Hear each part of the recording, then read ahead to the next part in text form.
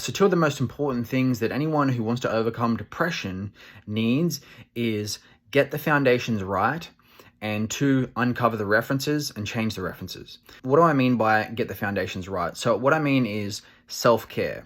So if you're not sleeping well, if you're not exercising, if you're not eating good nutrition and enough of it, and if you're isolating away from others, you're going to feel like crap, full stop. And if these things aren't right, it's going to be really difficult to overcome the depression. So the second part is uncover the references. So what do I mean by this? Well, if we're not giving meaning to something, if we're not giving a meaning, then there's just indifference.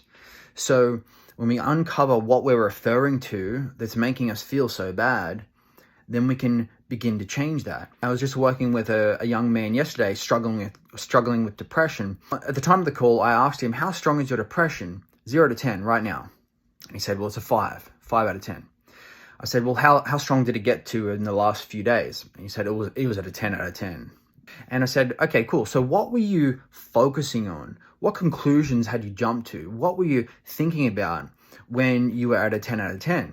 Because my guess is you weren't focused on how funny it is when giraffes fight each other, or the price of bananas. And he's like, no, well, I was thinking about how, people don't like me. No one cares about me.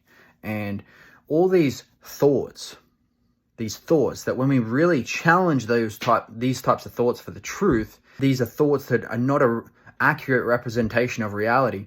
That is the thing we need to uncover. The references. What are we focusing on that's causing this depression, this depressive state? Then we want to think critically about that. So we want to step back from them thoughts, because that's what they are. They're thoughts. It's not always the truth, and they're very unhelpful thoughts. So we want to step back from them, consider them, question them, doubt them, maybe ask other people. Because when we jump to the conclusion that this is true, then that operates in our nervous system as if it's reality, even if it isn't. If we jump to a conclusion and believe something, it operates as our reality, and this is why we have to be careful what we believe.